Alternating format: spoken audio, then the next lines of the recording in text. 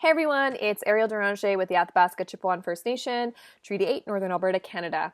I just wanted to make a blog today to talk about some of the current affairs in climate change and Indigenous peoples' resistance. Now, first off, NASA released some really startling numbers.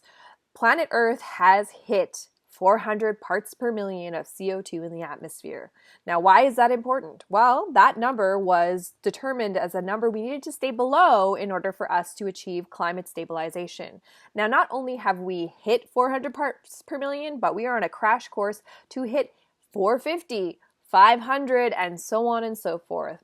What's even more alarming is that Planet Earth has not seen a number of 400 parts per million of carbon in the atmosphere for millions of years. Not years, not decades, not centuries, not millennia, but millions of years.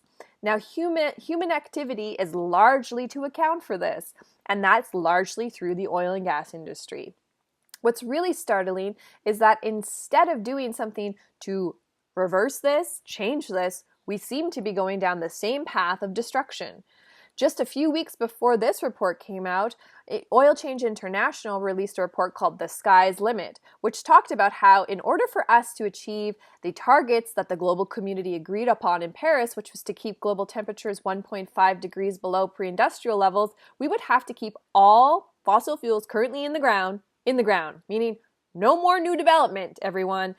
Everywhere, not just in Canada, not just the United States, but across the planet, we have to keep oil in the ground. Keep it in the ground. That's how we're going to achieve the targets we need to achieve. Now, instead of doing that, though, we are still seeing applications being approved for new oil sands development in Alberta. We're seeing new projects being proposed. We're seeing proposed pipelines. Now, to make matters worse, here in Alberta, we have a premier who just stated publicly that she would not support a national price on carbon if, get this, they don't have a pipeline to secure Alberta's oil to market. Now, what's totally crazy is we should be moving in the opposite direction. We should be investing whatever resources we have into renewable energy technology, getting us off of fossil fuels, and creating a safe future for the future generations to come, if there are any. So, we have a crisis, a climate crisis. And who are the people talking sense in all of this right now? It's the Indigenous people. Indigenous communities that have been resisting the pipelines that Premier Notley wants so badly.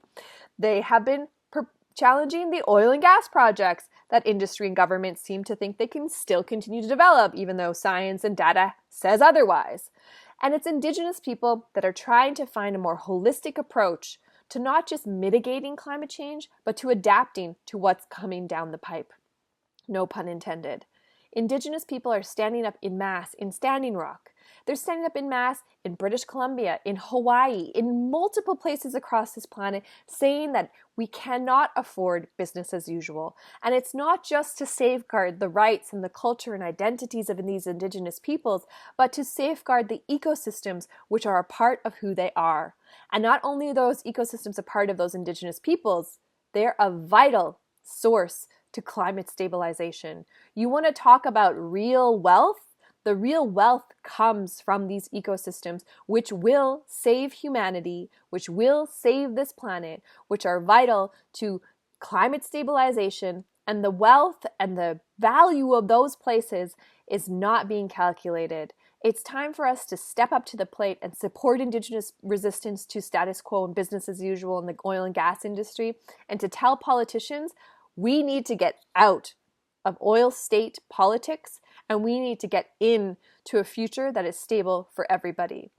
Respect Indigenous rights now, implement free, prior, and informed consent, and the United Nations Declaration on the Rights of Indigenous Peoples, and keep it in the ground.